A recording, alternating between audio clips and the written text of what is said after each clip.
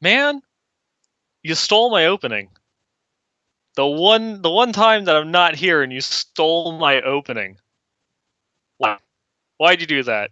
Now everyone goes through and has like these high expectations. Gosh. Well, I'm back, and we're here with another episode of Westmarch Workshop. Um, Leviathan had to go through and show everybody the that had missed it my favorite song in the entire world, which will be making a comeback shortly, soon. Season 7, here it comes. But yeah, we've got a lot to talk about. I know it's been a while since we've been on the air. This whole like schedule changing thing, and then like life stuff went through and happened, and sorry about missing last week, but I'm here again. Leviathan's here. Leviathan, say hi to everybody. I'm here. There we go. We're both here. We're both finally back on the show, and even then we're still delayed by a little bit, but we're getting back in the swing of things. I think maybe yeah, Somehow, kind of, sorta. something. Yeah, Yeah, some semblance of an order to things. normalcy. Nor, ooh, wow! You took a word that was already not a real word and you made it even more not a real word. That's a gift. Isn't it? That is a gift. Ogchilds. Yeah, yeah. That is See, the yeah, legacy. that is my gift. That is my legacy. Words that do not exist. Ah, Reminds but me yeah, of it's good to be back. It feels so weird. Like I missed one episode, and it's been like a month since I was last on the show. that's how the bi-weekly schedule will work. Yeah, Miss one and it's like, all right, I'll see you in a month. and then we had some complications on Wednesday, so we had to push it back to Friday, and it's like, gosh dang it, it's Our, going. And our 2016 continues. exactly 2016. This year sucks. Consistently Yeah, inconsistent. yep, across the board. Hmm. uh, but yes, here we are, and we have stuff to talk about too. Yeah, back at it again with the season end. Yeah, yeah, season 6 has come and passed, and there's no more. RIP to season 6. Yeah, rest in peace, season 6. Long live season 7. Yes, sir. I So, since we haven't seen you in such a long time, and we like to do our weeks in gaming now, tell us yes. how have your last 4 weeks in gaming been? Gosh, uneventful. I guess is the best way I've been putting it. One of the reasons why I wasn't on the show is I was in the process of moving, and there's stuff going on with the life and all this other types of crap. Haven't had that much of a job to play, or that much of a chance. Not much of a job. Not much of a chance. Feel sometimes. To play mini games lately, but I'm things kind of settled down. You can even see like some of the boxes in the background, and still like going through and unpacking and stuff from the move. But I'm really looking forward to season 7, and I'm really just, you have no idea how relieved that I managed to get like that season 6 goals and Guardian and such very early on, because what happened in, what was it, season 4 would have like nailed me again. I went through, if I didn't get it done like in that first month and a half, it just would not have happened. uh Yeah, I guess it kind but of yeah, was divine favor that you had some end yeah, of end of season real life stuff going down, but we took care of things so quickly this season, so yeah, you could afford that time. definitely. And I guess I have to be honest, I have to be truthful with everybody. Now that I have finally have like a somewhat stable internet connection back, I've been playing World of Warcraft. I know this is I will just leave the show now. Bum bum bum bum. uh, Bam. you know, just it's like I want to go through and get that legendary ring, because I did not play Warlords of Draenor at all, and I'm running out of time. So it's like one thing. It's like I have that kind of pseudo goal of just going through and doing that. The good thing is like I only have to play for like a couple hours a week, Mm-hmm. because you can only accomplish certain of those goals. You have a limited window of attempts, like of stuff that you can do per week, and then you're done. So, but I am definitely looking forward to season seven. I know we'll be talking about season seven here in a little bit, but the Witch Doctor is coming back for me at least. I'm gonna And for go. everyone else too, apparently. Yeah, apparently, it's like apparently, I picked the top meta back at the beginning of season six when I was going through and talking about goals for next season. Ah, so You forsoothed it. yeah, yeah, and just because we were talking about this in the pre-show, for those of you who are listening on iTunes or watching on YouTube, I am not playing Pokemon Go. Mm-mm-mm. I'm one of the weird ones. Sorry. This guy. Yep. Not not that I have anything against it. I don't know. Not no interest. I love the Pokemon. That shit's hot.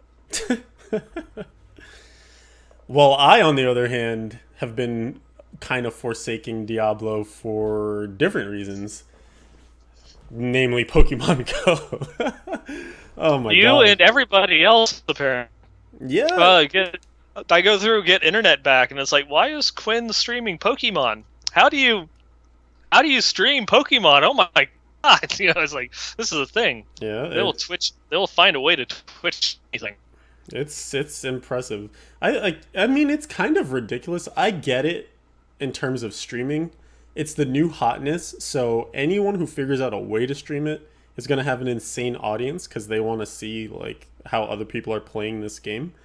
But when you have to buy another phone, like additional streaming software and all sorts of crap like that's running you thousands of dollars, I just question, is it really worth it? To some, probably. I mean, I don't know. I don't. I get. It's like one of those things. I guess. It's like how much money are these people making? Yeah, You know, yeah. off of the streams and such that they can actually afford to do it and think that there will be enough return on their investment with which to go through and do that. I mean, I guess that's all it boils down to, right? It's just it's basing your expenditures on the ROI, and if the Yeah. return is greater than the expenditures, then it was totally worth it. Yeah, you're going through and thinking that that allocating capital and taking a risk on this venture is going to go through and give you better profits and increase your user base and such. Yeah, all comes down to business decisions. Indeed, indeed. I don't know, man. Are we talking about Diablo or This is now your corporate financial America? podcast. I have no idea. This is Crap. this is a Westmarch bank shop. Uh huh. But for me, I've been playing it far Shops more. in the financial district. There you go. I've just been playing it way more casually, just trying to have fun with it, get outside, especially because the weather's awesome right now, and also super hot. It's been a nice break, honestly, because I wouldn't even say that I got burned out in season six. I think I just got dismayed with season six. The fact that Wizards ran so rampant and so unchecked as well just kind of killed everything. Because if you weren't a wizard, you just kind of felt like you were spinning your wheels. Like they were so many miles ahead of everyone else. I don't know. It made goals seem a little less like worthwhile to achieve, I suppose. So in any case, I had plans for DH stuff, and I was working on a WD on the side, and I ended up kind of just playing Diablo itself, also pretty casually, just doing a few Witch Doctor riffs here and there. Especially once I forgot to mention this on the solo show, but I had died just doing some gem level up farming on the DH, trying to do some like GR70s quickly.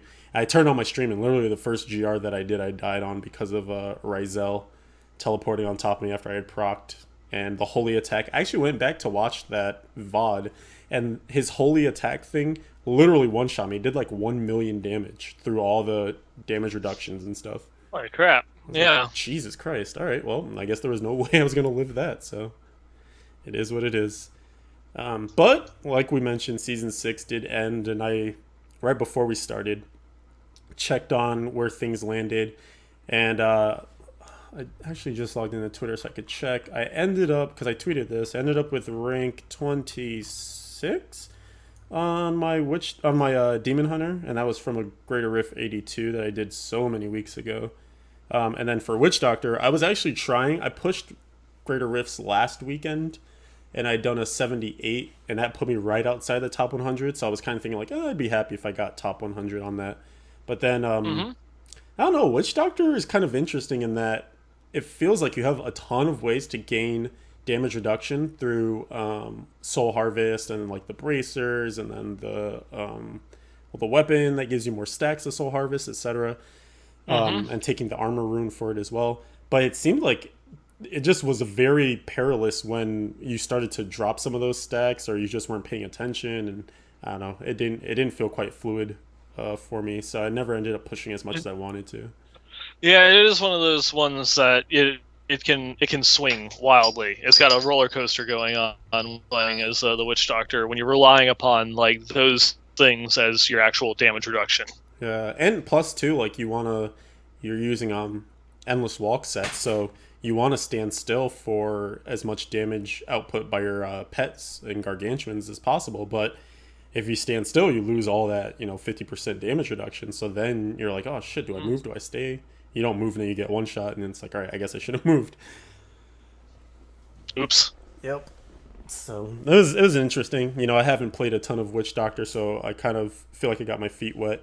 Maybe just in time for playing it a little bit more in season 7. We'll see. We Yeah, will see. the new hotness. Yeah, it is. The meta evolves. Indeed, it did. Oh, yeah. But yeah, as the theme as we're going through and talking, season 7, it's the biggest thing in Diablo right now. Season 6 has literally come to a close, like just recently, a couple hours ago. If you're watching live, or those that are listening on iTunes and such, I guess earlier, still later, some other point, it's over. I don't know what I'm trying to get at, but It's done. stick a fork in it. And yeah, we've got just what is it, like 2 weeks, 2 weeks almost to the hour now for season 7. That's going to be starting August 5th at 5 p.m. Pacific. Yep. And just as you were saying last week, it pretty much is going to be 5 p.m. in whatever relevant time zone you're at, or somewhere close to it. Right. Central European, Korean, whatever have you. Yep. And then that are not playing the season, it's Era 6, I believe, and 4 season 7 starts. Yeah, literally at 8 p.m. when season 7 goes live, Era 6 ends. So it's kind of like the handoff. Yeah. Which again is, a little bit controversial because people feel like, hey, all these non-seasonal people rolling over, why should they get a second shot at the apple? They're basically getting to play on 2 leaderboards. Yep. But because it's not like they lost anything because they're going through, and I guess they would lose like a little bit, maybe 50 hours or so, 100 hours or so, when they were, like not being able to farm at, a Greater Rift 120 or what have you, where everyone else in the eras were able to like just kind of like hop straight into the new meta, where you had to go through and build up your gear. Yeah, it's like but when you're at that many Paragon levels, it's like that little bit of a difference. Mm-hmm. Comparatively, they would be able to go through and make a run for it. Yeah, that's true. That is true. And it's in reality, that many hours is just like a drop in the bucket when you compare how many hours you need to fish for that perfect rift or whatever. Mm-hmm. So it almost evens out in a way. But I mean, I don't know. I feel like at this point they've kind of stated like eras are really their own thing. So it's not like there's an expectation that they should match up perfectly with seasons. So I mean, people will still be salty for sure, but I think they kind of are just what they are. Seasons are really the more like locked in. If you want to have a certain time frame to push, from 0 to hero, seasonal play is where you should be. And otherwise, the era leaderboards are there just to kind of give you something to strive for, but it's not the same like type of reset that you get with seasons. Yeah, I want you to know I have that song stuck in my head now. There's just like that. Which song? From 0 to hero. Oh, is that Hercules? Yes. All right. You got to. Oh my God! You got a movie reference. Everybody, applause. The softest applause. clap. that you can muster. Oh boy, I did it! Woo. Yay! It's Mm-hmm. happening. Uh, Yep, and so season 7, like you said, coming August 5th. Very exciting times. We've already started some of our planning. I got hmm really excited once the news arrived of season 7 on the PTR. So I was looking at the conquest and things like that, and that's one of my breads and butters, my favorites. So started planning out some secret tactics that probably aren't so secret on how to get those Special done. tactics. Special tactics, White Raw. That's right. Yeah, yep. But also we have Memories of early StarCraft 2. what's that? Memories of early StarCraft 2. Mm-hmm. Mm-hmm. Wings of Liberty days. hmm We did also get some accompanying articles to kind of preview season 7 as well from Nevelistis. One of them was talking about the changes to the seasonal journey, which is something I went over last show. Um, but like I was mentioning on that show, there were probably a couple of topics that you might want to key in on. Did you have any thoughts on the change to the seasonal journey, spreading it out a bit more now so that you have to actually complete entire chapters instead of just 3 objectives? I like it better. That is more cohesive, and also because at that point, if you're going through and playing it and you're new to Diablo, you're just like, okay, well, I just killed this boss and then I got Hadrig's gift, but I haven't completed the chapter yet. So what's going on here? You know, for for the majority of the people that are going and listening to the show, it's instant. You already know because you've gone through and researched it. If you listen to us talk to it, okay, you have to complete this rift, kill that boss, and do this thing in order to go and get all of your Hadrig's gift. But someone that's just going blind, they really have no idea. Just stumbling along and completing objectives, then all of a sudden, randomly, oh, I got a piece of gear. You Mm-hmm. know, this I think it just makes it easier to read, more approachable for the casual player. So I definitely appreciate that. I guess the one thing that left me a little bit scratching my head was them nerfing the higher end seasonal journey. Yeah, I think it goes along with the fact that this will be the first patch where we're not gaining power. It's not power creep. It's hmm kind of power reduction, power reseeding. Yeah, So but maybe even with that, we're still from what I've seen on the PTR, we're still leagues ahead of what we were in season 5. You know? sure, sure. I guess it's more them just being precautious to make sure that like people aren't feeling super locked out of it. I hmm honestly would have been fine with them taking the same level that we got in season, like literally season 6 that just ended, and taking that to season 7. But it, I mean, I don't know. I think maybe they're just being, like I said, precautious, and hey, this is the first time we're kind of reducing power, and we don't know how it's going to translate across the entire population of players, right? Like players who were True. maybe doing better with only there being 3 objectives to get their set. Maybe the seasonal journey could be a little bit harder because it was faster in quotes to get your set done and then to roll. Because remember, we always talk about the idea that once you get that set, you start snowballing heavily, getting into the higher difficulties, gaining better hmm items and stuff. And now I think you'll be way more hours into a season before you get to that point. And for the casual player who maybe only has a few hours to play or only will accommodate a set amount of hours for the entire season, they might not get to the point where their seasonal journey gets to be completed. So if it stays at the levels that it was at previously, there probably are a few things going into it. It's true. That I didn't even think about that. So yeah, Hmm. that's a fair point. Mm-hmm.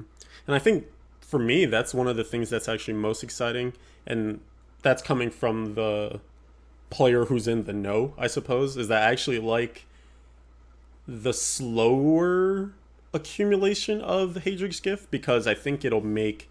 I kind of mentioned this previously, but I think it'll make early seasonal play matter a little bit more to where we're not just wildly skipping torment levels.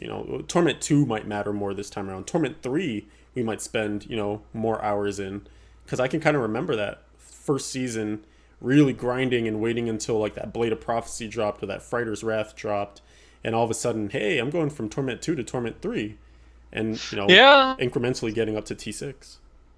yeah, because previously it was just like as soon as we hit 70, up Torment 2, and then Torment 4, and then 7, it's, 8, 10. 7, 8, 10, Yeah. and yep.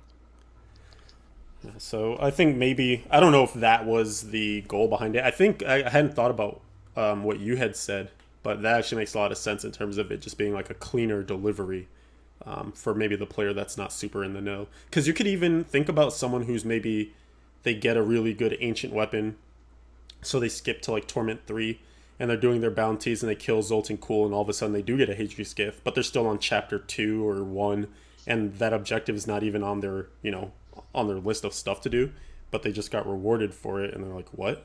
This doesn't make sense. Mm-hmm. So, a good point. Well, yeah, I guess it's because the way that I was kind of like thinking in my head of them going through and reducing it, it's like the requirements at least for Conqueror have been the same since the introduction. And what was that? That was season 4 For what, the that stash they tab? yeah, and they Yeah, had, I think so. it's season 4 or season 5 that they went through and added it in, and it's been the same since then. And so it's just, or I guess that was that was season 4. And so it's just weird that they would go through and it, because even though they are pulling it back, we're still better situated than what we were back then. Mm-hmm. I guess, and like my thoughts on it, unless they are just wanting to go through and make it even more approachable than it already was. So that might, whether they're testing to see if these particular rewards can get people to play longer for the season. Yeah, that could be something too. If you're clicking along at a better pace, it could just be a pacing thing. So if you're clicking along, knocking off more of those objectives, then maybe you keep people engaged a little bit longer. They get to Slayer more than they were reaching previously. They get to Destroyer, and like, all right, it's within reach, it's within sight. Mm-hmm. And plus some of the changes too. Like, sorry, go ahead. And it's also not just that, but it's like going through and you're sitting there. Well, I'm struggling with Torment 40, and I've got to clear what? Yeah. Yeah, just in order to get up there. Now it's like, oh, I only have to do a 55. I guess that's not too bad. I can try for it. It's like if it gives them the little extra bump from chapter 4 to Conqueror. Yeah. I mean, I still think whenever I'm looking at the general community talking about seasonal journey, the things that seem to be the most prohibitive are conquests. So I think it still stems back to will people feel like they'll be able to complete 2 to 3 conquests based on what's being set out, and also having to do a set dungeon. People still are unhappy with that, and then also people were still unhappy with the whole level of hardcore character. But at least this time around, that's gone. So we'll see if I feel like they're just trying out a few different changes and maybe seeing, like you said, will it motivate people to play longer or to go further in their seasonal journeys. Yeah. Yeah, we shall see. We shall see. I'm still waiting for Blizzard to go through and start releasing some infographics on just information from season play. Like, how many seasonal characters were there? How many monsters were killed by the season? The Paragon levels accumulated, and what have you, etc., etc. Yeah, that'd be cool to see. We can keep our fingers crossed. Yeah, maybe one day. We can remain hopeful, right? Yeah, ever hopeful. Ever hopeful.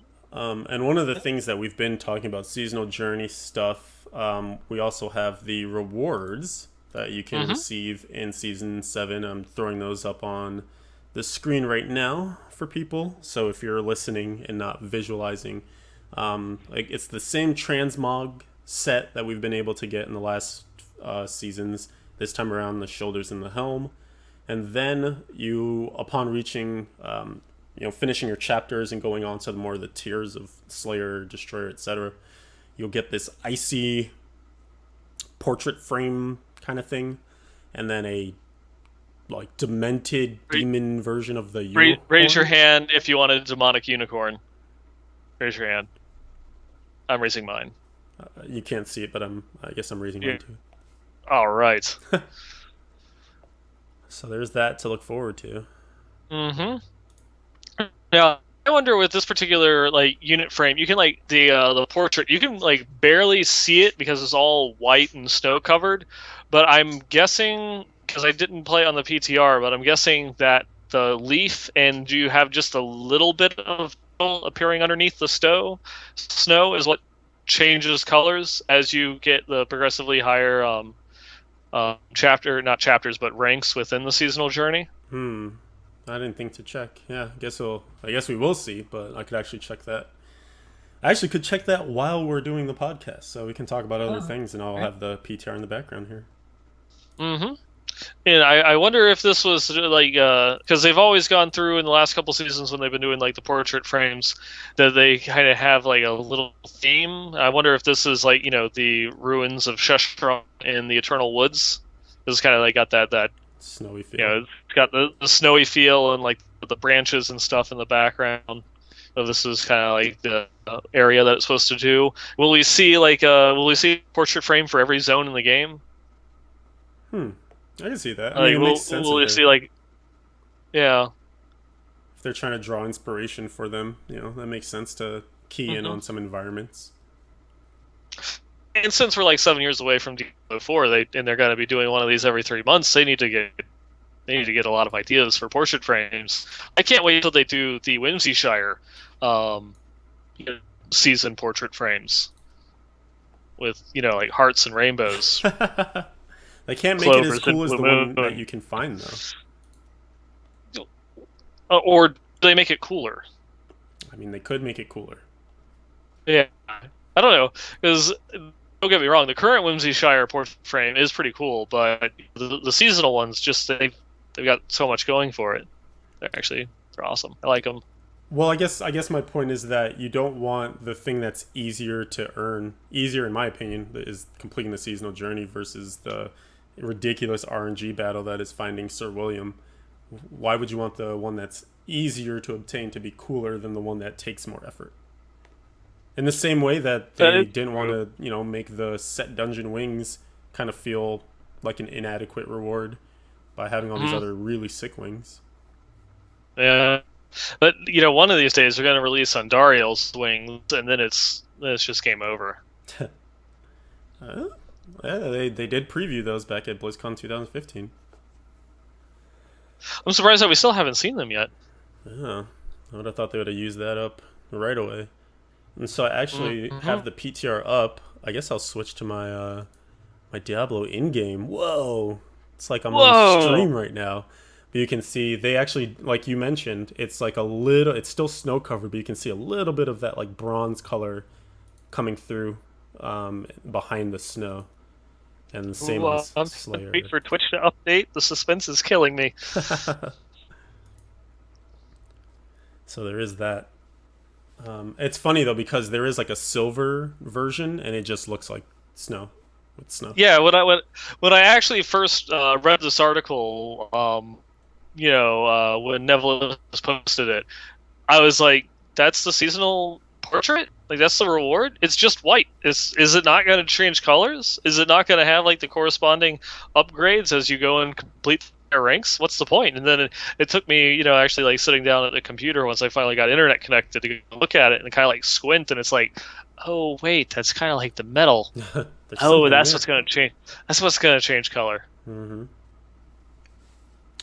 Fun stuff. Mm. And speaking of the PTR, there was an update to the PTR last week, I want to say. Let me grab these I notes believe you're here correct. real Yeah, it quick. was from 1 week ago. I think 8 days, something like that. A little bit more than a week, it looks like. Yeah. One of the major changes that you need to know is that Energy Twister finally met its end. And I guess I should specifically Oh. say Energy Twister with the Twisted Sword finally met its end. Because now, if you try to do the whole stack your tornadoes on a random corner in a greater rift, they despawn. And they actually despawn like almost instantly. So if you try and get your 5 max, you will never actually be able to do it if you're sticking them to that wall. If you just spam them out into the open, you'll see that counter on your buff bar tick up 1, 2, 3, 4, 5, and eventually dissipate if you stop casting twisters. But as soon as you try and stick them on the wall, they instantly go away. So it's a one way of them finally addressing it. I didn't know that would be the way they do it, but And this was, in my opinion, when I read this and I saw the change and that it was actually like a technical change instead of like a numbers nerf, I was like, oh, this is beautiful. This is great. This is one of those ones where I would love to like go and like pull like one of the coders or programmers Blizzard and pull them on the show for like an interview, because I want to know exactly like this is something that we've talked about a lot that goes into like why don't they just add this into the game because it's easy to do, or something like that. Where this is an actual one that they had to go through code, and this, watch is going to be like the bad example we pull about how much work had to go into actually adding in the code for it to detect and do stuff like that. It's like, oh yeah, like took like 30 minutes to program. It's like, oh, it was weeks of work to go and get it done. But I loved this because it was fixed from like a technical standpoint. They didn't touch the numbers or anything like that. They changed the functionality of the spell, and that is something that I like, because if we could see more things like that where you want to use a skill based on its functionality more so than its actual damage, things that go through that you can't ascertain just from the window, as to why I want to use this particular skill. Just like little tweaks and changes like that. Like they went and changed how the skill functions with the numbers. Yeah, so in some sense, you kind of keep a version of the build potentially viable. Someone who was using it in a way that wasn't kind of janky. I guess if that's the best word you want to use for that whole spamming them into the corner kind of thing. Yeah. Someone out there who was using it maybe the way it was intended is now still going to be able to do so. So they're not being punished, but at the same time they're defeating the meta of this very stationary, non-interactive gameplay. Which is great, which is awesome. But this is kind of what we were wondering would happen, is when that's no longer the top DPS, what happens to the meta? Does it shift so that we see just the next DPS in line become, then like, all right, you're up. Hey, we need UE Demon Hunter, please come in. Like, it's your time to shine. And it looks like it is going to actually still stick with, at least as far as PTR is concerned, but PTR is not the best judge because the people who would have been the best to test the meta were still actively playing Season 6. So they have yet to really push things to the limit and see exactly what is going to be the most viable come Season 7. And also people hide things still. Like, even though one of Wyatt's main points was like, hey, get in here, test stuff so we can see the results of what we're doing when we change with these patches, people are still gonna fail their rifts on purpose and realize that, oh yeah, our 4 Crusader party is going to be the meta next year or next season, but we're not going to show it on the PTR. There was actually a thread on Reddit that I now cannot find that was actually talking about that. Like what PTR predicted was the top build, and then what was actually the top build. I saw that one's written by Bagstone from the EU region. Yeah, and I want to say it was only like Season 2 and Season 6 were the only ones where like the PTR correlated directly into the live realm. Season 6 was just kind of like a dead ringer because it was just the same build from Season 5. Yeah. I mean, I think that to me that was one of those causation and correlation things. Yes, to some degree, that proves that what you see on PTR is not always going to be what you get on live. But also, to me, I don't know if it exactly proved the point that he was trying to make. Maybe his only point was that we just should stop at there are all these posts in Reddit that are like, what's the meta going to be? And ostensibly the answer is no one knows right now because it might change based on what you see on PTR. So it's kind of a moot question to be asking.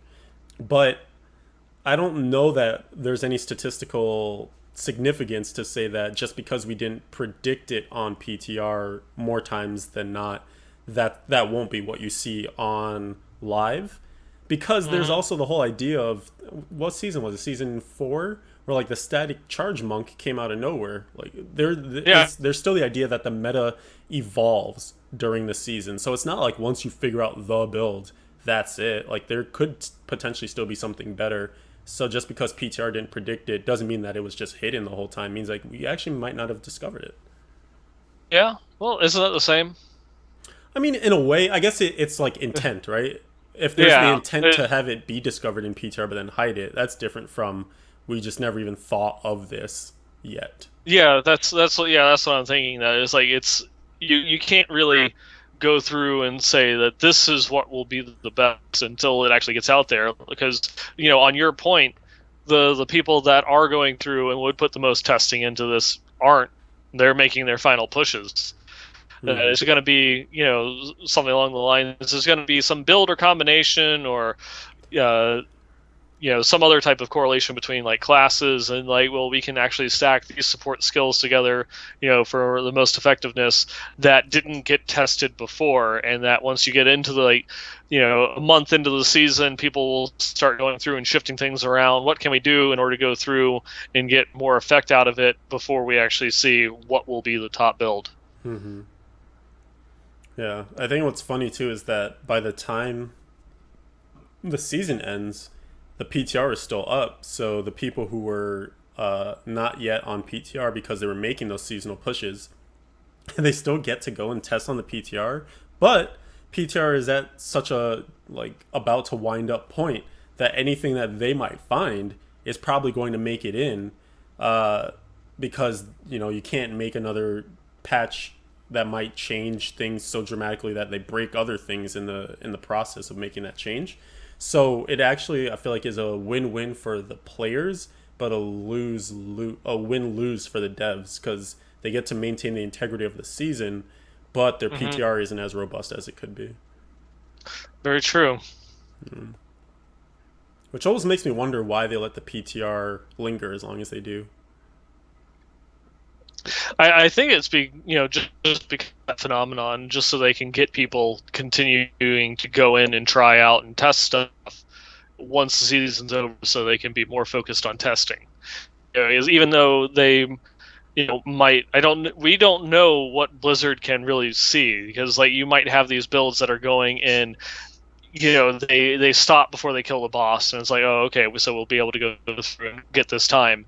Can Blizzard still see that they were able to spawn the Rift Guardian at this amount of time and see what the class makeup was? Will they see if there's a glitch or an exploit or something that's going on there? Hmm. I'd like to believe that they could, but I don't know. It's to me that sounds like it would take a lot of monitoring and man hours, and I'm wondering how many of those resources are available at this current time Mm-hmm. for D3. Yeah, especially because the playtest, the Q&A department it's a singular group at Blizzard. They don't have one per department, Mm-hmm. and I imagine almost all of that is set right now to testing Warcraft. Warcraft's new expansion. Yeah, I would fully believe that. Mhm. Yeah, well, we'll see. It remains this kind of really unique facet to D3. If you recall, for a while, many of the patches would just be like dumped on us. We would see the changes, like, all right, I guess that's happening, and then there'd be like this reaction period of, hey, you did this change, but we don't like it. We never got to try it, and then all of a sudden there was this huge shift to, all right, we'll give you PTRs for pretty much major patches, and then it was just every patch had a PTR. It seems since Reaper, really. So now it's this really collaborative environment, but it does again have its pros and cons as well too, because it's not fully going to catch everything. Does the words Vortex Brace mean anything to you? Oof, not supposed to talk. Those are the braces we're not supposed to talk about. Did you not get the memo? Did you delete that email? Oh man, uh yeah, yeah. Little trip down memory lane. Mm-hmm. Painful trip. Actually reminds me, I want to get back to playing a barb at some point. But anyways, That is heresy. I know, I know. It's been a while though. It's been a while for me. One of the things that was making a roundabout point of getting to is that, so it was that idea of, hey, when you take away the wizard, you just pull it out of the equation. What happens to the meta? And it looks like right now, and again, I guess this is where this kind of segue evolved from. Right now on the PTR, it looks like Helltooth Witch Doctors are the new bee's knees in terms of DPS. I just want to stop there and say that not only did you continue on the show's fashion of segueing with the word segue, you actually managed to work in a Pokemon reference by saying evolved from. Oof, damn. Yeah. Just firing on all cylinders.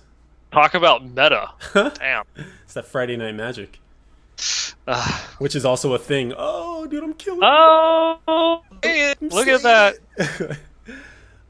So it's, which is amazing, right? Because finally, after 6 seasons, Witch Doctor has been removed from its role of pure support to the DPS, and it actually might be the best like solo DPS as well too for the next season. All because of the change on the Ring of Emptiness. They buffed it majorly, so that at the high end, if you have Locust Swarm and Haunt on the same enemy, like everything else does 300% damage extra. So you have that, and even though they nerfed and cut a lot of their, the damage boosting runes on Haunt and things like that, you can still utilize them in solo and in group to some degree. But you're just not going to gain as much from them as you used to, and sometimes not at all, depending on which specific skill you're talking about. But it's still massively powerful, so it'll be interesting, because one of the major complaints that people were having about WDs in Season 6, when the pet stuff was still their best stuff, so Helltooth and to some degree Legacy of Nightmares Gargantuan, was the pet AI kind of sucks. Unless you resummon them like right next to what you want to attack, they can't really get them to do it. Yeah, they do their own thing, really. But hey, because everyone wants Diablo 3 to be more like Diablo 2, that is what you had to do in Diablo 2 for pet classes. You had to get Enigma on your Necromancer and teleport right next to whatever it was that you wanted to kill. Otherwise, you got skeletons that are just walking off the screen doing whatever the hell they want to. So hey, that's what what you wanted, right? Right?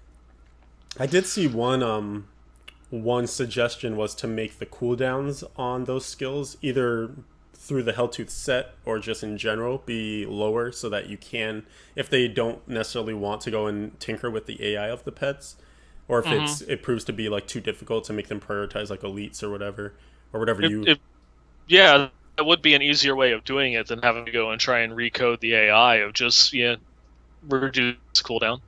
Well, one of the things though, now that I'm an expert in the Witch Doctor with my like 10 hours of gameplay on it, you do have the Ericare set and the Spider Queen that comes with that, and she follows your corpse spiders, like whatever you attack with those, she goes to those. So I feel like it's kind of the AI there already, right? If you can borrow some of that tech, you could, just go through and make it so that way will automatically attack whatever you hit with a basic skill.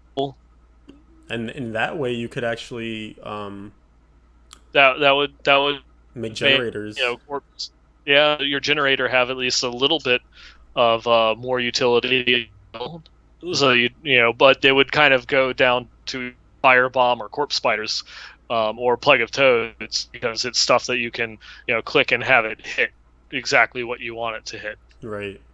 Yeah, it'd be interesting to see if they do make adjustments on that, especially after this season. It will be very much in the spotlight, because not only is it being popularized on Reddit and places where you can read about builds and things, but also Helltooth set is the one that you're getting from Hadrig's gift for Witch Doctors.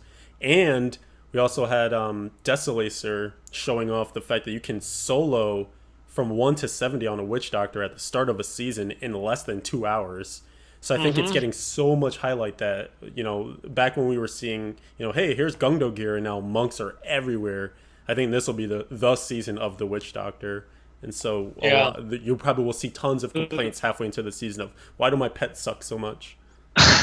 Going through and experiencing it for the first time. But, I have like this image forming in my head that this is finally the first season that the Witch Doctor actually gets to be like yes. It's like one of those ones where it's like it's that feel good sports movie drama type thing. Like the guy that had his like leg broke or whatever, or the guy that got picked on that somehow ended up getting duped to join the basketball team or something like that. It's like, here you go, little Billy, it's your time to shine. It's like they get to go through, I'm gonna be number one. And it's actually like not another teen movie, and they throw the ball to him in the end zone and then he Hits dies. him in the face. Yeah. uh it's no, I think it's not another teen movie. Didn't he actually like get, spoilers, ripped in half? They threw the ball to like the little nerdy kid, and the two guys went to go through and tackle him, and literally ripped him in two. Ouch! That feeling when you ask me a movie question. Oh yeah, that's right. I forgot who I'm talking to. It's been so long. Yeah, just like it's like I almost get that feeling that it's like witch doctors are kind of like, yes, we get to be number one, and then we'll be like 2 weeks into the season. It's all right, demon hunters again.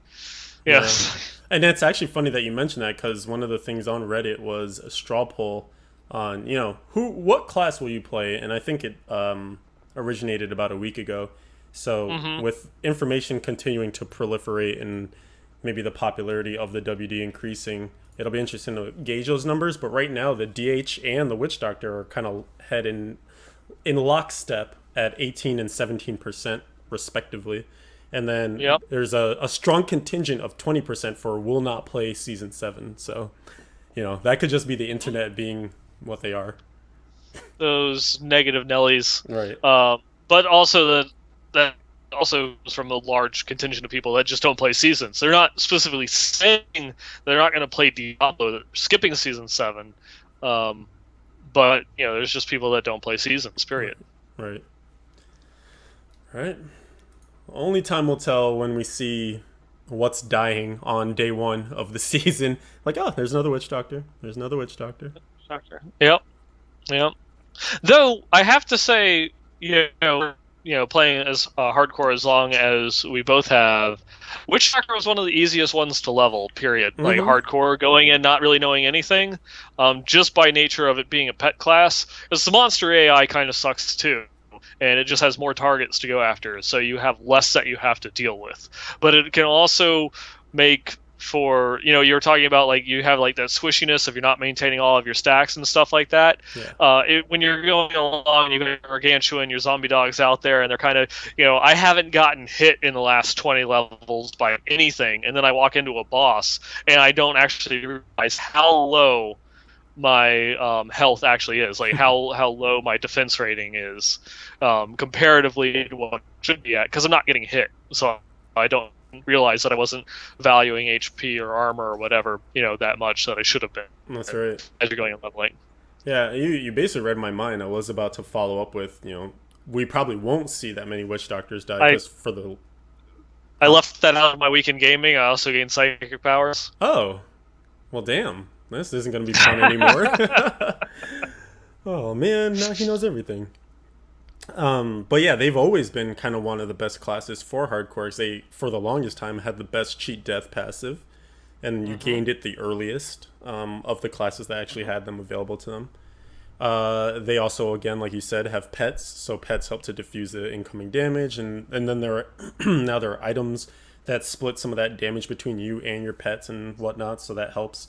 But also, kind of tying in with this point and the last point, the reason why the Witch Doctor is so great now at soloing the beginning of the season to level 70 faster than any other class is basically a 2-part equation of they can go into higher difficulties easier because the threshold of dying is going to be less. And, speaking solely on hardcore, but I guess also for softcore too, because if you die, you will drop your massacre bonuses, and that is the second part of this that's propping up this leveling to be so quick.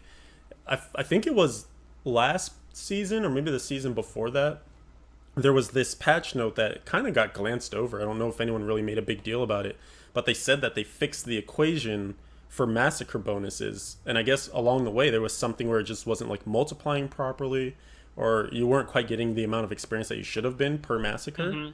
Yeah, it And was they were showing that it's like even though it would say like 4 times experience, you weren't actually getting that much. Like it wasn't updating with your difficulty level. So it's like you were getting like a 4 times experience bonus, but based off of like normal difficulty and or so something like that. that makes sense. And so now that has been fixed, and so that means that actually solo play, at least as far as 1 to 70 is concerned, is widely buffed, because if you can maintain massacre bonuses, which is a lot easier to do when you're solo because you're not having to worry about your friends killing enemies, because if they get the kill, in the same way that assists might help you like keep rampage up on a barb or something like that, it actually doesn't affect your massacre. So you're not getting assist to your massacre if your friend kills, the entire screen with their ball lightning or something like that. So it's a lot easier to control massacres in solo play. And because witch doctors have so many dots between haunt and locust swarm, pestilence, all that stuff, they can actually continue to do damage on enemies while moving forward, never breaking their massacre, yet incurring more mobs to be able to kill those down. So eventually you gain these, you do Fields of Misery 1 billion times, and you're just getting tons and tons of experience every time you clear it. Hmm. So if you guys. I think one of the other big things about that, I believe, was just because for the massacre bonus, it had Grasp of the Dead Hmm. and what was the other skill? It's like it had like two skills that they affect instantly. So it's as soon as you cast a spell, it hits it and re-engages you in combat. And it's a ranged attack. I don't remember what the second skill was. They had two.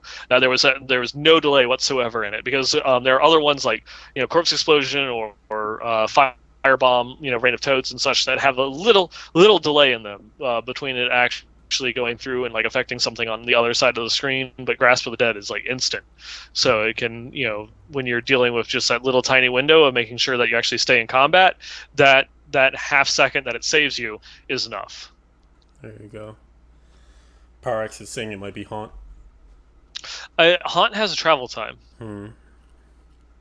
But yeah, so I think in general, Witch Doctor just has a ton of tools at its command to really help with maintaining massacres. So that's why they're one of the classes that are best at it. I also saw Desolacer, and he's one of the guys who is kind of really pushing this whole thing forward, posting results on Reddit and stuff. And he has guides out there too if you guys are interested in further seeking information on quick leveling in solo 1 to 70. He also tried with a barb, and I think that was sub 3 hours, and I think he did Demon Hunter around the same time as well too. So just in general, if you're not partied up at the beginning of the season, it's actually not the worst, because that was one of the things back in the day. Everyone was like, "Oh, I don't have a group. Like I'm gonna be so far behind because I don't have a group to start with." But now, if you don't have a group, you actually might get to 70 faster than some like uncoordinated groups.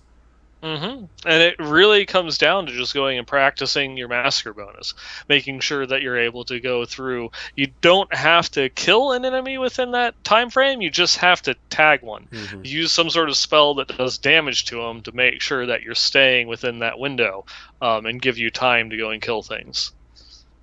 Yeah. And so it's always, moving, attacking, moving, attacking, moving, attacking. Anybody, it's if you ever had experience with the old Taiguk, you're going to have experience with making sure that you keep a massacre bonus up, and it's just going through and making sure that you can keep it, across like the entirety of like the Fields of Misery or Halls of Agony, and continuing, maybe being able to continue into a next zone or what have you. That's a little bit more RNG, but just little things like that to get massive XP. Mm-hmm. And it's an interesting thought experiment, because I wonder how many, like, I think it's cool on the face of it, but I wonder how many people actually put it into practice versus just starting with a 4 player group and having everyone on the same page. Because once you make that hit to 70, if you're the first one to arrive there, you might not have a group to then say, hey, let's all get together now. So then, in a way, you might be behind, even though groups might take a little bit longer to get to 70, then they're off to the races right away with their 4 player party, where you might still be like trying to get something together or whatever. And eventually that group would catch up to the advantage that you gained by doing solo. So I'm wondering how much of it will actually manifest itself at the start of the season. Yeah, we'll have to see. And then other No, news. uh, Though I do want to address the one point that Spiritual Asylum went through and said, sure, but with the solo massacre play, you do lose mats and shards. This is true. That is like the one side effect of it that you will have to contend with. Um, but it's whether you can go and maintain it without going and doing it. One thing that I have noticed that a lot of the guides this season talking about is something that we always do, and we stop and go and check like for the necklaces and such. Mm-hmm. A lot of them are saying it's not worth it. It's pointless. Just skip it. Interesting. Yeah. Hmm. Yeah, we'll see. It'll be a little bit of a different atmosphere. I'm actually really excited for it, just because even though it'll be the same, start over that we've been doing for the last 6 seasons, it'll also look a little different. If of course, with that whole like caveat of this weird solo thing that's happening, but also just like we mentioned, the change to the Hatrix gift, the Yeah, post 70 will look really different. it's not gonna be like last season where we had our 6-piece set bonuses, in under 5 hours. Mm-hmm. Mm-hmm. And what will be super interesting to me is how much benefit upon reaching level 70 first will be translated into getting conquest done. Because if you're in a group and you're really aiming to get conquest, done as fast as possible, will you actually be at a disadvantage by being in a group because some of the conquests are very much solo endeavors, or will that being in a group kind of outweigh, being able to share gear and things like that, potentially outweigh the benefits of just being the first to 70 faster? I just love this stuff. I'm so excited to see how it all plays out. Mm-hmm. We'll have to check and see. Mm-hmm. We'll be in the conversation, that's for sure. We have to maintain as well as we did last time. Of course, I wonder if we'll be able to go through and get to level 70 earlier, and how much longer it will take us to complete that 6-piece set bonus. Mm-hmm. Will I be able to stay up long enough in order to make sure that we get through the first 4 chapters? You better. Oh boy, pressure's on now. There you go. Another thing, we've been talking about some of the stuff on Reddit, because right now that's mostly where a lot of the interesting conversations are happening. One of the things that people are keying in on is the fact that Gamescom is quickly approaching. It's going to be the week after the season 7 starts, I believe. Mm-hmm. I am going to fact check myself, but basically what people are looking at is the fact that the map for the Gamescom layout has been revealed, and Blizzard has a few presences there and pretty major floor space, and some of it is labeled in certain ways so that you know what that space will be about. And people are like, oh, they're saying there's stuff for role playing games and strategy, and is it Diablo? I mean, they have other role playing like MMORPG, WoW, so RPG Mm-hmm. is in there. So that could potentially be some of it, especially because Legion will be hitting really hard. So they probably want to get the PR train rolling for that. So I imagine that will have a large presence at Gamescom. But Oh yeah. I mean, the dreamers are dreaming that potentially we'd see some Diablo news here. I still give it a small percentage chance of happening, but Yeah, I give it a small, because it's like, what could it be? Like, the everything that we know of the unannounced project, it's like it's just too early in the development phase. Like, they've had an art director for what, about 6 months now. They need a games director and a whole bunch of other like senior positions, and everyone knows Blizzard. They don't actually announce something until it's almost ready to go into beta, with the exception of Diablo 3. So I guess there's some precedence, precedence there. But they're not really comfortable with going announcing a game until it is already, almost like squared away. yeah, pretty much. It's like their alphas are companies' betas, Yeah. and their betas are better than a lot of other companies' releases. So Yeah, I think we're you still know, far out. I think I'm with you. And just to it's secure yeah. the dates, it is August 17th through the 21st, so it's 2 weeks basically after the start of season 7.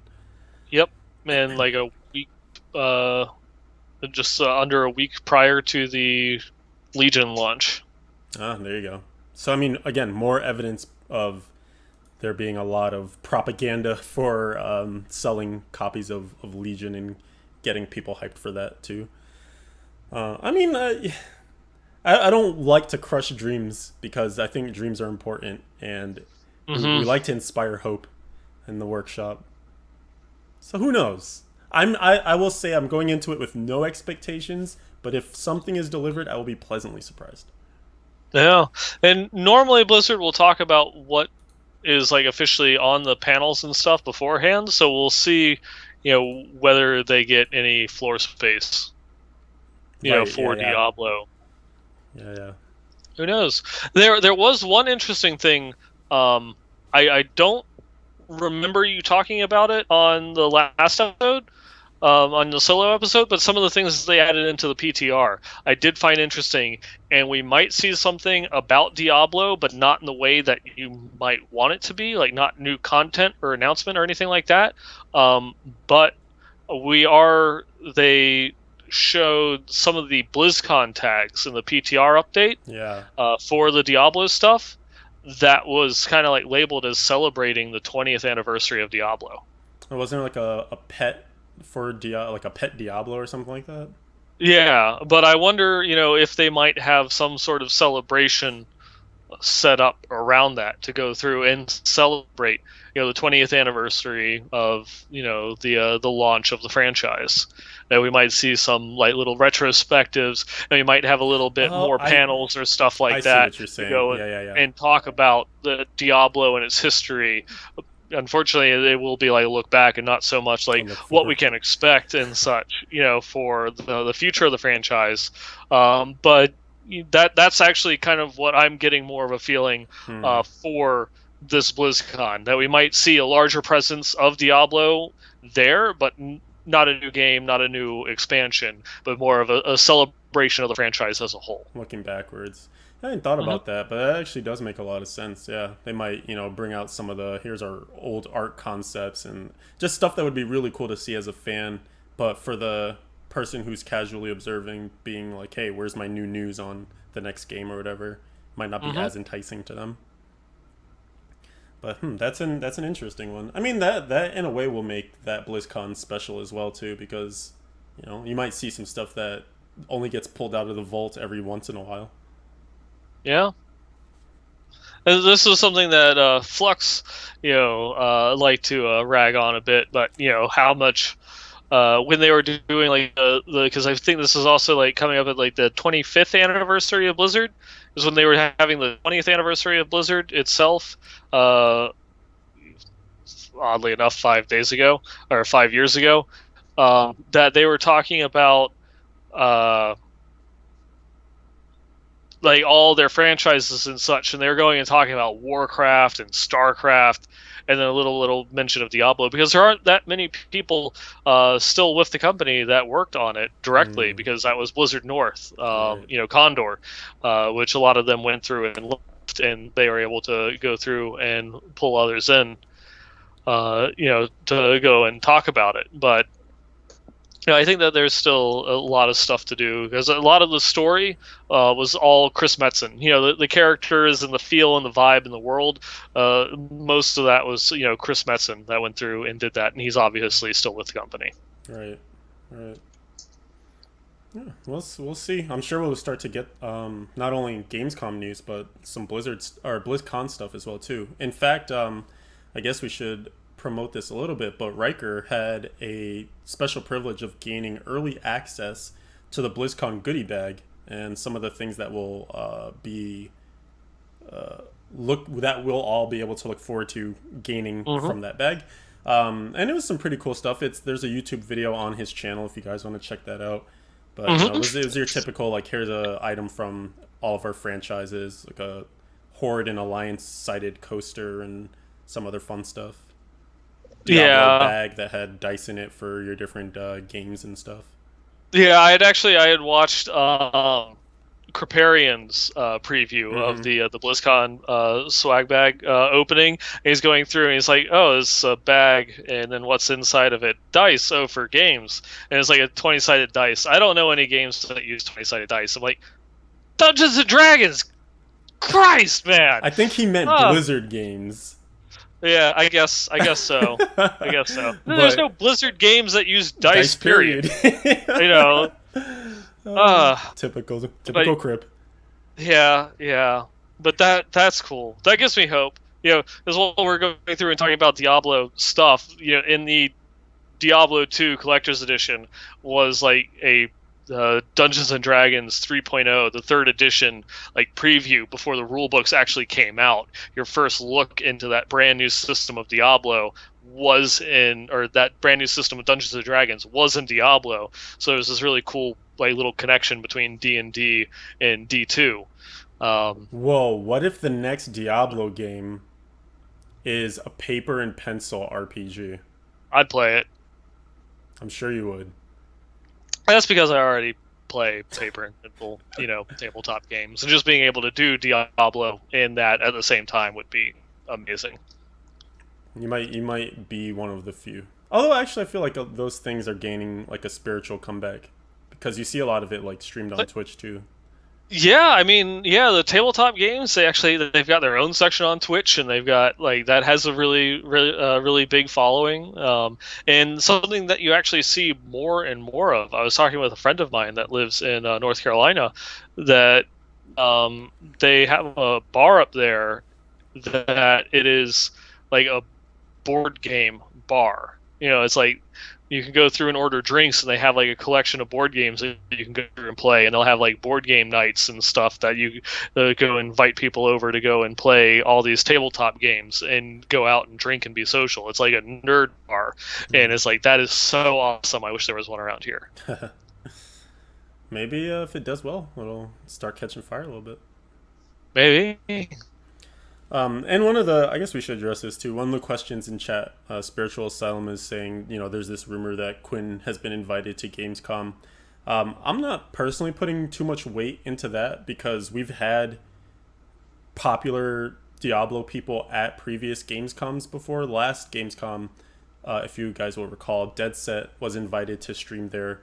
And that was it. Like there wasn't a major Diablo Hmm. announcement. There wasn't any major Diablo reveals. It was just a way for them to have more of like that community presence on the show floor, be able to give them some space. The same way that like last BlizzCon There, they gave people the room and space to stream as well. I think it's just becoming another part of their like show floor. Yeah, they because I also remember last year's like Road to BlizzCon at one of the Dream Hacks. They were playing Hearthstone, StarCraft, Tears of the Storm, um, and they had a couple people that were just streaming Diablo, and they gave it a little bit of airtime and like interviewed the streamer. I can't remember who it was, but it's just because they wanted to have Diablo involved in some way, even though it isn't a competitive game. Hmm. They just wanted to have it there to show. It's like we do actually still care about this game and this franchise, contrary to popular belief, but there's no like esports thing around it. Hmm. There's no like big communal competitive mode that you can go through and like sit down and watch other people like play and get like into it and excited about what it is that they're doing. Unfortunately, Hmm. even though we dream up some crazy competitive GR systems now and again. I Hmm. mean, and the one counter is that, well, if you wanted people to stream Diablo from Europe, there are probably people who are close by in Europe and you don't need to fly someone from New Zealand. But you also have to remember that like Quinn's reach right now is bigger than anyone else who's currently playing Diablo. Like when he logs in to stream, the Diablo numbers more than quadruple on Twitch, and his YouTube videos, gain hundreds of thousands of views after a while. So if they want a promotional mouthpiece for just Diablo having a presence at Gamescom, why wouldn't you go with him? It might cost them a few extra hundred or $1,000 to fly him there, but what they gain from his popularity is probably worth that to them. Hmm. But again, I would love to be wrong, and maybe he will get to make some sweet exclusive video.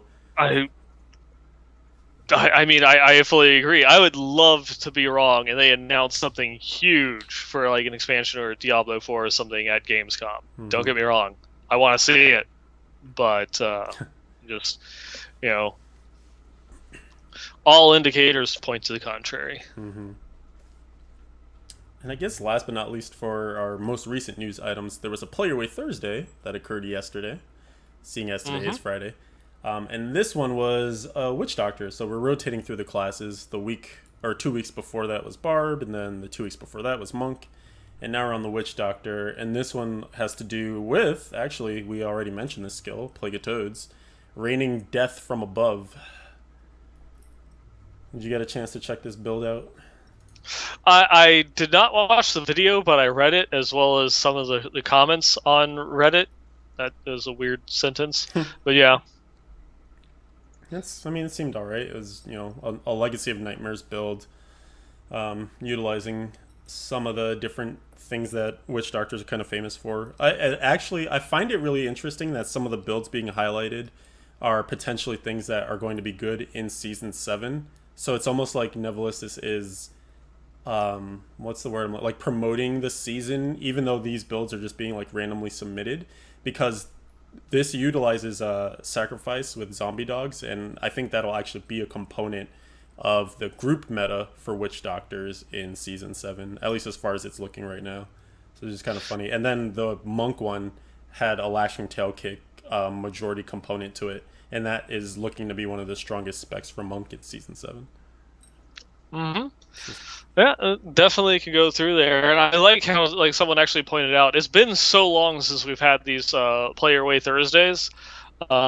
Even when it was a regular thing, and every week it had to be stated, this isn't supposed to be like a competitive build. This is just a build to go through and have fun. Fun, yeah. And someone is going through and it's like, well, you said, you said moderately high into greater rifts, but like 65 is like so low and blah blah blah and all this other type of stuff. And it's like, oh god, it's starting again. Here we go. But if you go and you look at it, 65 is 10 more than what you need in order to get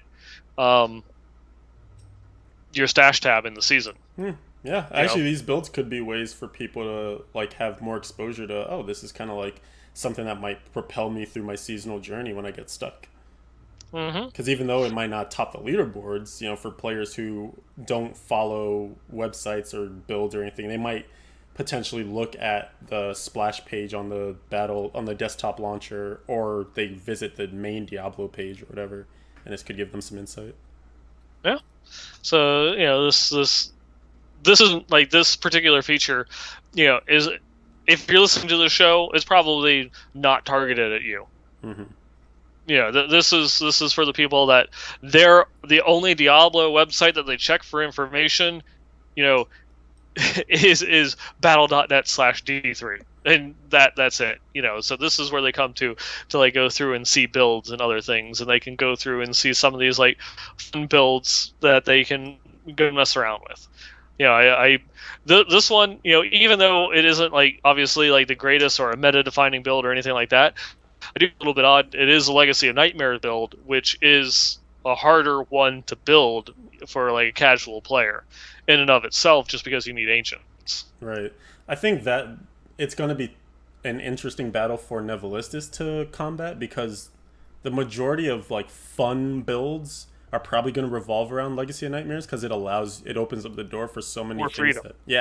Whereas if you're basing it off of a set, it's not going to look very different from some of your meta or cookie cutter builds, because it can only vary so much within that set. But Legacy of Nightmares, there's a steeper gearing requirement and specific pieces you have to get, but you'll really see the flavor come in, because you can do anything you want with it.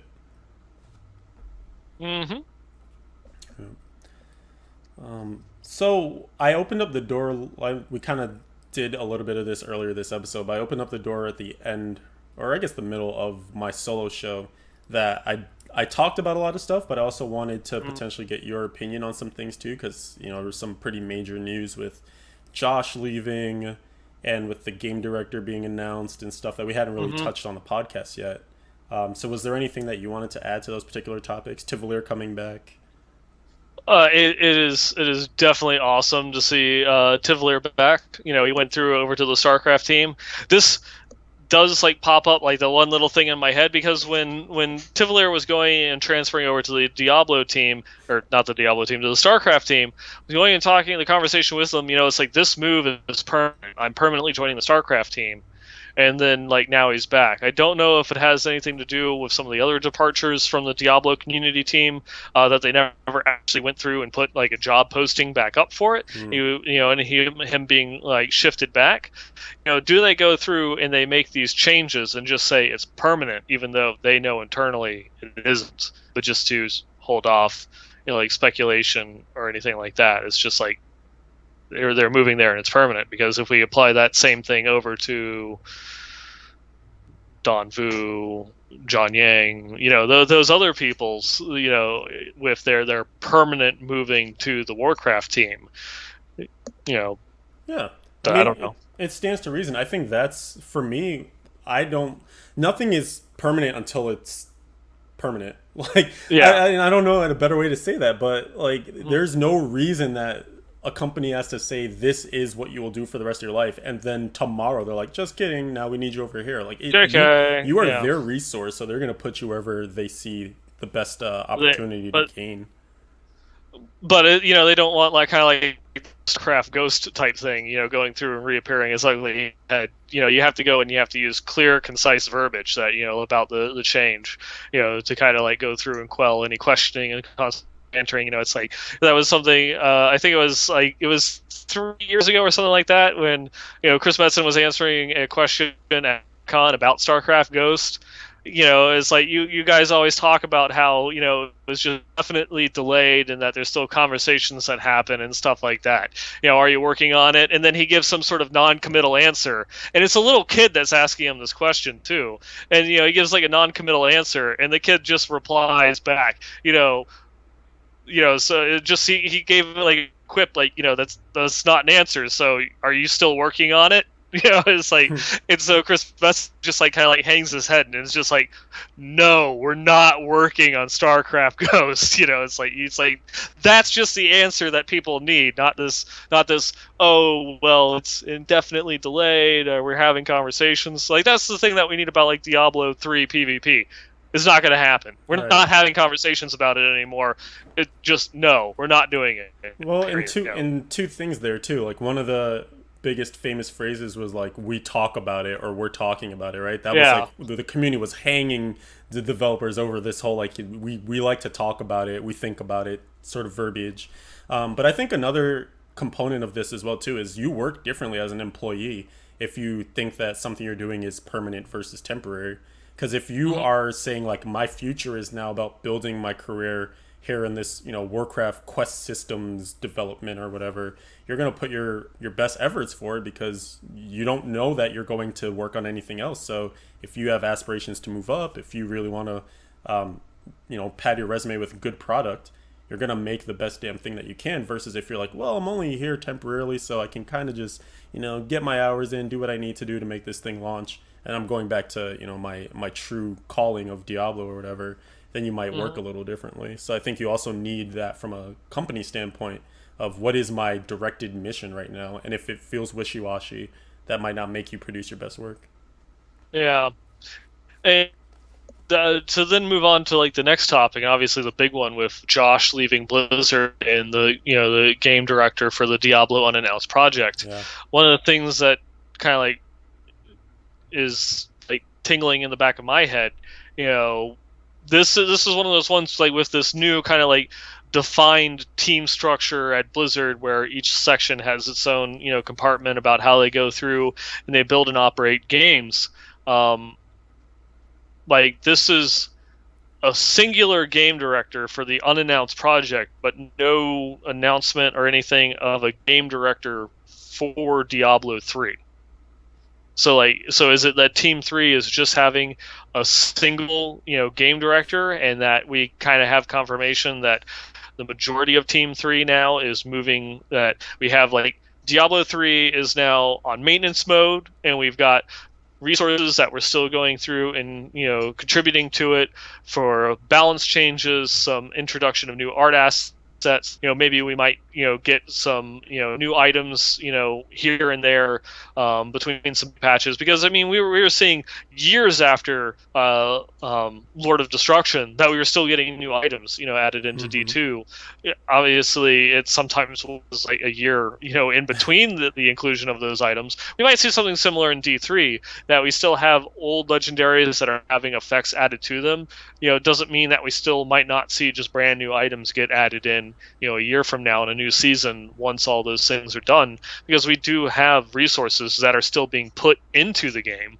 What does it mean if, like, Team 3 as a whole, though, now primary focus is being moved over to the Sun Announced project, and we're not seeing like a game director head for Diablo 4 and a game director head for Diablo 3. Like, we don't know, because we've never actually experienced this in Blizzard, when a team has to go and transition from their one title into the next one. It's always been that team working on their game and then working on the expansion for the game, and that's essentially like the same thing. They're still working on the same game. They're just Yeah. now having to go through and do. It's not like they have to go and balance Heart of the Swarm and Legacy of the Void. They're only balance Legacy of the Void. Um, that what this might mean is this something that we can learn from how they kind of like go through and structure things inside of Blizzard. This really doesn't mean a whole lot in the grand scheme of things. I just find it interesting because I'm interested in how Blizzard functions and works, how they manage their teams, and how they break up workflow and stuff like this, and how they make those decisions, because I am a weird person that wonders about these things. But that's just some of the questions that are going through and appearing in my mind. I mean, it does have some implications, though, for potential speculation or what you can expect, because if we see them hire a game director for the unannounced project, and then they also then post something to fill Josh's void, then that gives us another idea of, well, D3 is actually going to see some sort of continued development or direction or, support in a stronger fashion than we might see it if it were just this one game director, and that their efforts are pushing towards this new game unannounced project, and then the Mm-hmm. maintenance mode kind of piecemeal updates here and there to D3. Like D3 becomes the new D2 in terms of scant updates here and there while they work on their new baby D4 or whatever it will be. Mm-hmm. So at least, like, without it just being like this is my weird fascination with it, it also, as a player or someone that is concerned with the future of the series, can have some deeper meanings. Mm-hmm. Yeah, that's just what I'm interested in going and seeing, what they'll do with it. Yeah, I think that this is a pretty clear stance that what we are seeing is Diablo 4 and not expansion number 2. Yeah. Yeah, we say this every episode, though, with every new like little thing that goes through and comes up with it, for it. But you know, anything that you've ever heard, or if you've ever met Josh, talked to him in person, he cared so much about this game that I 100% believe him. When it's like it was the right time to step away from the team to pursue other interests, that he felt that the game was at a good place, and that he felt that it was ready, for him to be able to step down and do something else. He wouldn't have just left it if there was something unfinished and still to do. And I think that is a clear indication that Diablo 3 is more or less done and in maintenance mode. It sounds bad saying that, but that it doesn't necessarily have to be a bad thing. But something else is going to be coming in the future. We're gonna be getting that Diablo 4 or wherever it is that they go and take the series, down the line. Right on. I'll be curious to see what Josh ends up doing too. I don't know if he'll game direct something else somewhere else, or what his next kind of career aspiration is. Be Yeah, interesting. yeah, like we saw. I mean, like Jay Wilson went through and left to go and take up writing, so it might be something outside of video games. Right. Right. Curious to see. Was there anything else from either this week's news or last week's news, or 2 weeks, that you wanted to touch on before moving to the community section? Far Chill is in the game. Ew. Yay! Yeah, You revealed the name. I didn't tell the people the name because I didn't know if you wanted them to know or discover it themselves. Yeah, so if you go through and you kill Farchil, Farcil, uh, that is me. It's one of those ones where it's like they have like these naming conventions that they do for monsters, and Nineball and my actual like last name Fairchild were a bit harder to go and fit into it with that, so they came to a compromise as like Farcil, however you want to go through and say that. I can't even pronounce my own name. This is bad now. It's perfect. But yeah, it was just one of those ones. I still remember the day like Listus went through and messaged me, and it's like one of the I think it was like the day that I am like moving out of my house and like everything is like going through and like coming down around me.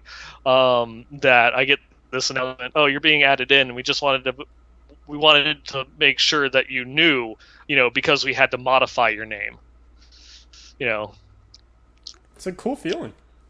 Yeah, no, it is. It definitely is.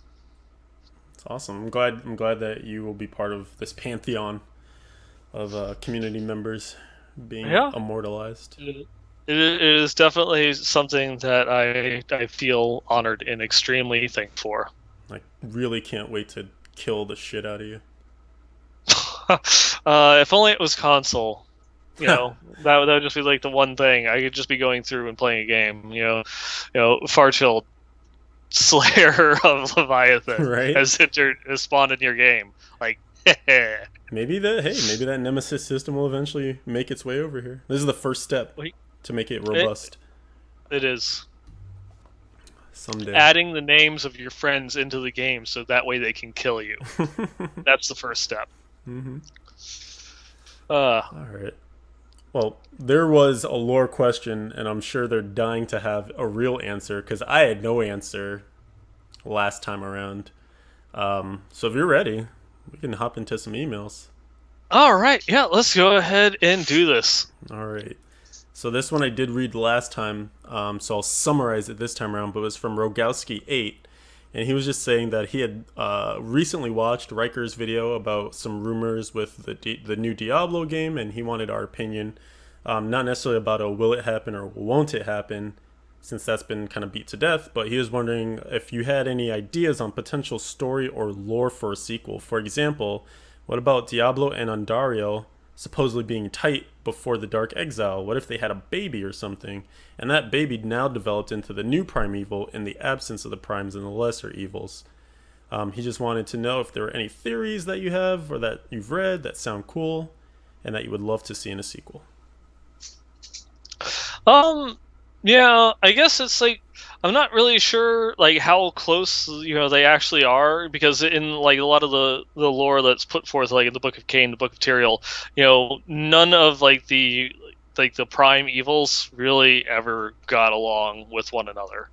Um, the only ones that actually were close were like Andariel and Uriel.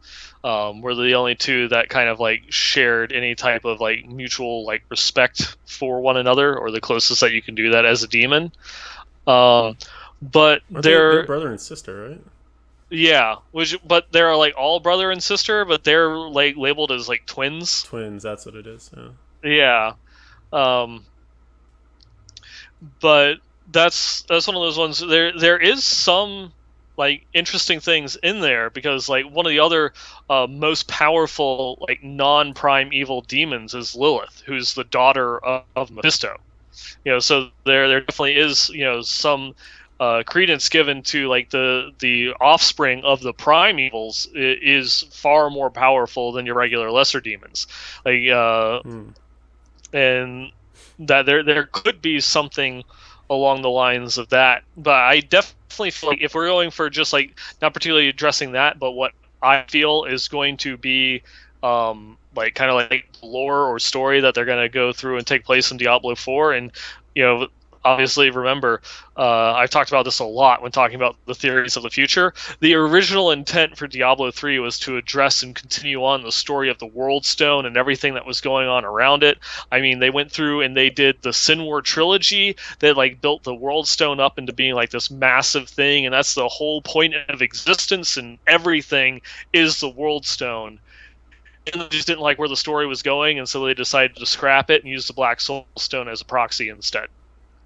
So Hmm. you know that's it's something that I see them wanting to maybe go back and do that story, because they went and gave some hints, and they started talking about the World Stone again in Reaper of Souls.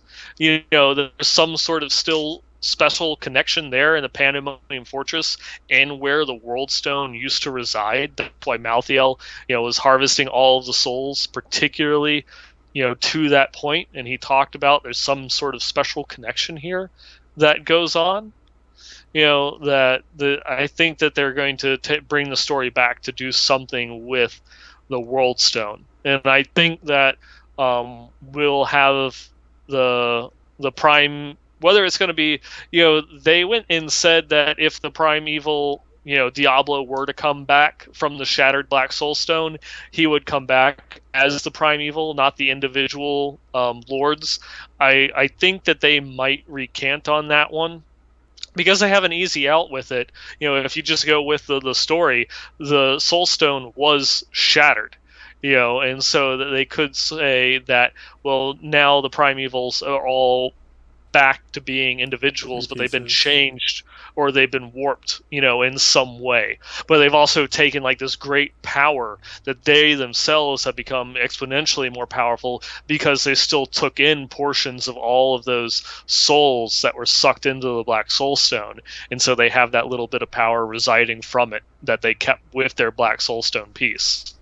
Well, let me play Diablo's advocate. Mm-hmm. You're speaking very specifically in terms of like what we have on the table right now, right? Yeah. So there's one thing that I noticed you used to talk about a bit before was this whole idea of like redeeming Leah's soul and kind Uh-huh. of her redemption story and us saving her.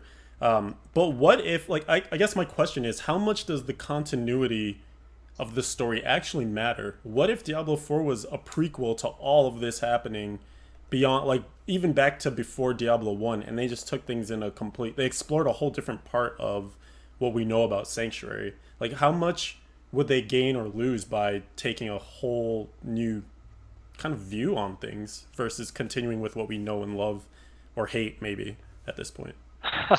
That is something that they could do. There is that really interesting point in time, the Dark Exile itself, that they could go and we're playing Herodrum, going and hunting down the primevals as they've been exiled, into the world. It'd be an interesting take on it, because even though you'd be like playing in Tal Rosh's footsteps or something along those lines. Hmm. But it would be interesting because like those stories have already been done. It's like like Bale is beaten by Tel Rasha, type thing. So it So no might not make surprises for per that. se. It's not so much no surprises, but it's like at that point, do you have a fight with an NPC there until Rasha is helping you along and doing stuff, and then he takes credit for the kill, or are you playing as Tel Rasha and not your particular character? Little that raises like little interesting questions like that. Unless they go back even further and not really involve humanity at all, and you have like some sort of like faction based system, where you get to either roll as an angel or a demon and fight it out. Hmm. I mean, yeah, because if we And want to believe that like it might be an ARPG, but a different version of an ARPG, then maybe it would lend itself to not necessarily sticking to the tried and true method of this is the kind of fight Diablo for the umpteenth time storyline, and instead, yeah, line up on these different factions and pick a team Mystic or a team Valor, yeah, or you know what I mean, or even if I almost really like the idea of this tread in the footsteps of the legendary people that we read about in the flavor text, like a Tal Rasha or a Natalia or a Bolkathos. It would be hmm really cool to explore kind of what their lives were like, and maybe it plays similarly to just being a demon hunter or an Amazon or a barbarian. But I don't know. I'm almost conceiving in my head something like the really early versions of Defense of the Ancients, where it was in Warcraft 3's custom engine, and you yeah. had like the hero class, but then you had like these minions that you controlled too. Yeah. Yeah. I still think that just from like a creative standpoint, you'd want to not do a prequel. That you instead, you instead want to go, forward. But it definitely is. There's some things that are still out there that they could go through and do and make games out of. Hmm. Yeah, I'm sure. Yeah, when you're writing a story, it's fun to write new stories versus rework something that already has um, canon behind it and whatnot, Because I mean, then you just end up with Jar Jar. which worked perfectly. So No, yeah, all right, yeah, I'm with you now. So yeah, no, Diablo no, no. for Attack of the Jar Jar. Mm-hmm. Perfect. Attack of the Phantom Jar Jar. Ooh, nice. You could be a ghost. You could hang out with Kane. Yeah. They both attack you. They'll talk you to death. Uh, Nice. All right, looking He's forward to a that preview at me, BlizzCon. Misa Deckard Binks. That's a nice item. Let me identify for you. Misa going to identify for you. Would you never identify an item in Diablo if it had to be done through Jar Jar Kane? Yeah, I would. I would. That is what would make me play Path of Exile. Wow. Heard it here Yep. first. This is how we convert you. Okay. Oh God. Yep. All right. I guess you can move on to the next email then, unless you want to talk about Jar Jar some more. No, no. I think that's about as much as I ever wanted to go and talk about Jar Jar. Ever. Okay. Yep. The next one, I believe you have the image for it. This one came in from Fyrus. He wanted to go through and post a picture of the shortest rift level he has ever experienced. Because you can literally see both the entrance and the exit, on the map. Like, not on the map, but it's like you can actually see them on your screen. You can see the glow from the exit and the glow from the entrance within one character screen there. Yeah, I don't know how this started being generated. I haven't seen it on the graveyard map, which is where he got it, but I have seen it in the new area for the Eternal Woods. When you get that as a rift, a regular Nephilim rift, you will come up through like the little cave entrance, and then literally go to the left or the right, and you will see the entrance to the next area. I don't know. I'm surprised that can happen because I know that they got rid of some things to make like pylons spawn right next to each other. I mean, that's a greater rift shift, but you would think it would also apply to like entrances and other sort of fixed or major landmarks. Mm-hmm. Kind of silly, kind of crazy. I could Ever so actually see slightly. this causing an issue because if you're just like steamrolling through, you might actually reach the end of the rift because you just skipped this whole level. You know?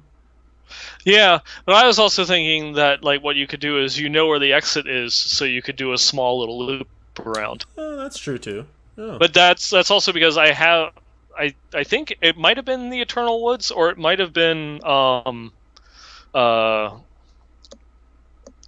Grey Hollow Island that I experienced this on in one rift this past season, and I did, go and clear out, and had to go back up a level to finish the rift, because it had a very short entrance. Like, the exit was really close to the entrance, so I just kind of skipped it and went through to the next one, and then it wasn't all that long, and that was the final level, and so I had to go back up in order to clear it. Just because. So I just, whenever I saw that again, I'd made sure that I would run around at least a little bit. Well, I know where the exit is, so I can make sure that I just cleave like a circle through, Right, keeping it and efficient. and just come back around to where it is that I need to go. Makes sense. Makes sense. All right. Well, that's fun. And Fyrus says that that could potentially be an ongoing segment if people find crazy riffs and things like that. I know I've actually still seen sometimes you get pylons that are right next to each other in regular riffs. It doesn't seem to be a thing that happens in greater riffs anymore, but just kind of funny. So if you do find any weird riffs out there, definitely feel free to send them in. Westmarch Workshop at blizzpro.com. Moving on. We have an email from Ash Kickers, and it's a clan request. Hey guys, just sent a clan request. I have been a Diablo fan since D1, and I absolutely love the podcast. I'm sorry that I can't watch it live all too often, but when I do, it is awesome. It is still awesome when I catch it a day or two later as well. And I can't wait to get my DH going in season 7. So hey, we at least have one vote for DH in season 7. Also, I guess yeah, for more feedback too. If you guys are debating or have ideas about what class you want to roll, we can do our own informal straw poll via writing in to let us know what you're gonna go with and maybe why. I don't know. Mm-hmm. Some people have crazy methods. Like I know Osmodius, who has been appearing on some of the DiabloII.net podcasts, and Mm-hmm. also has sent us some items and things. Oh, that reminds me. By the way, I said that I think it was a restraint, maybe it was a focus. One of those two rings last episode. I said it was replays, but it was actually Osmodius's that he had sent us a tweet on. So sorry about that. Gave credit to the wrong person. Replay, you suck. Osmodius, you rule. There, now it's fixed. There. All is forgiven. All is forgiven. But yeah, if you guys want to submit, like, oh yeah, so the story was that he is rotating through each class with each season. So since season 6 just finished, he just did one full rotation. So now he's back to the beginning again, which is just like a crazy system because he's not basing it on like, flavor of the month or Hadri's gift or anything like that. Anyways, as far as the clan goes, we have tons of spots. I think last I checked, we have 20 open spots right now. A few pending invitations out there too, so that could be filled up. But yeah, if you guys are looking to, season just ended, you're gonna pop back in, clean up your mail. Good of time as ever right now to get into the clan. If you actually would join from any moment that you hear this podcast on, then you actually won't get kicked out if you never log on again until the season 7 starts, since that would be less than 2 weeks. So you could actually just put your request in now, pop back on for season 7, you'd be good to go. Mm-hmm.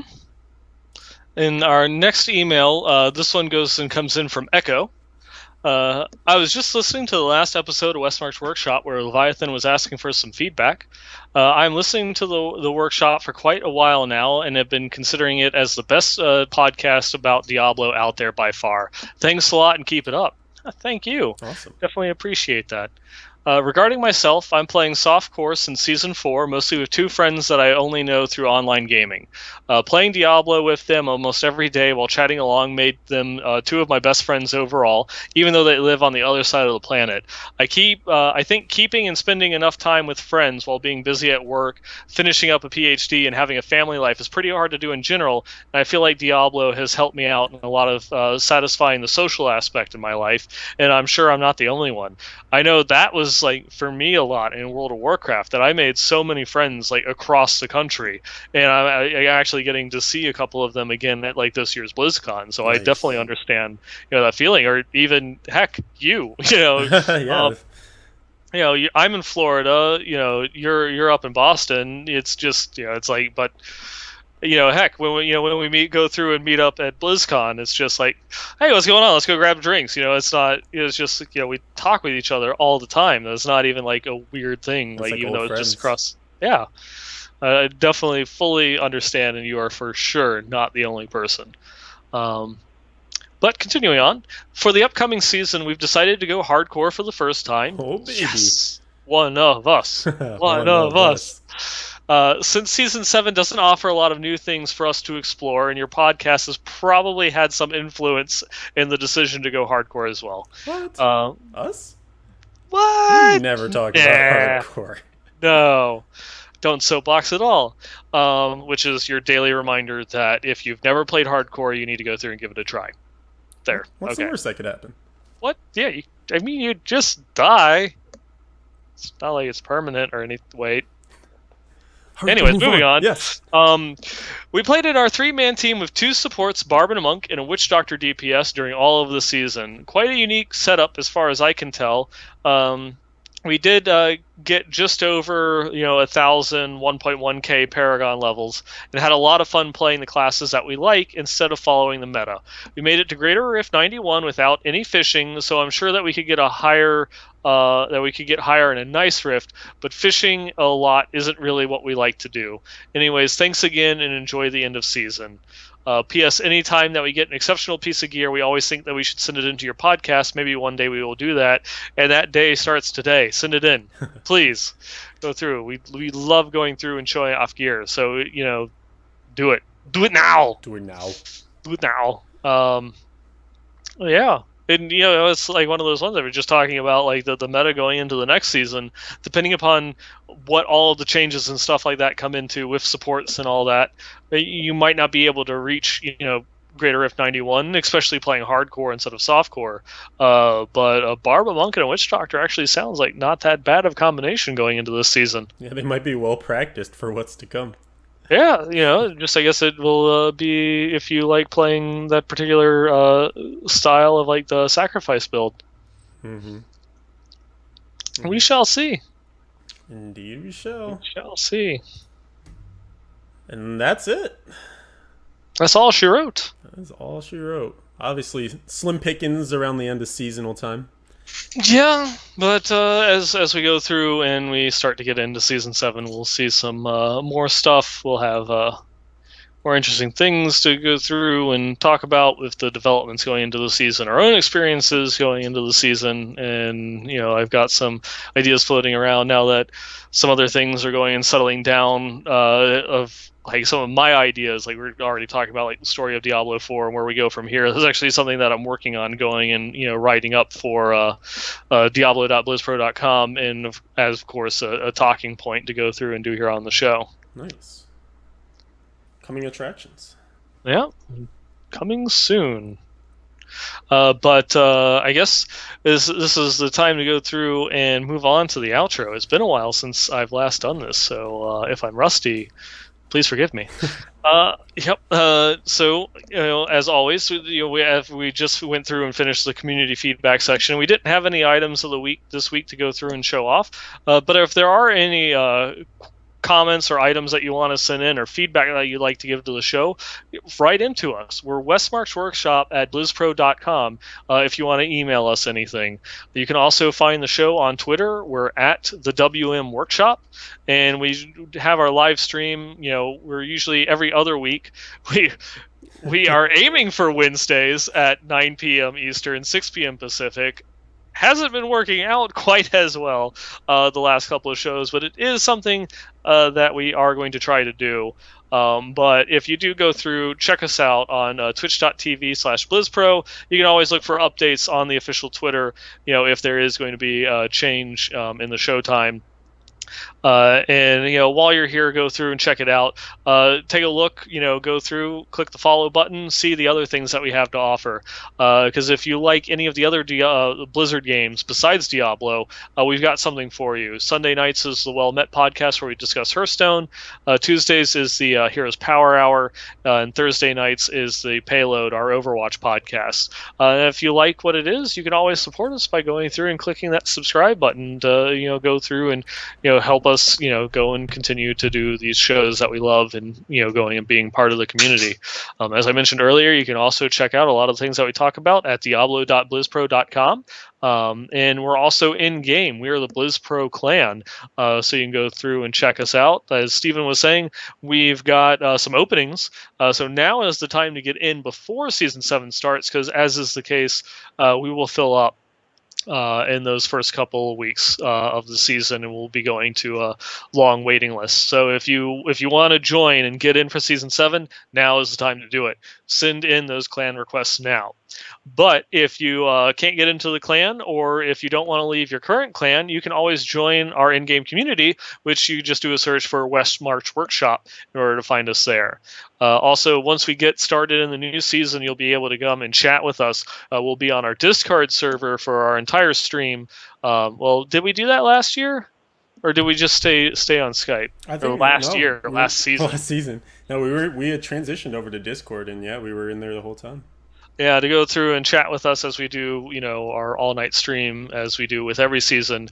And it's discord.gg/BlizzPro in order to go through and chat and hang out with us. You don't need to install anything. You can just go to that web address and do it directly from your browser.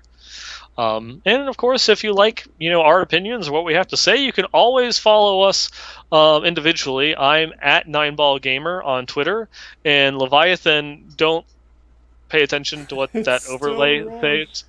It's still wrong, and I no longer have access to Photoshop, so I can't change it. So I'm going to be talking to Dread about that one. Well, it is actually at Leviathan D3.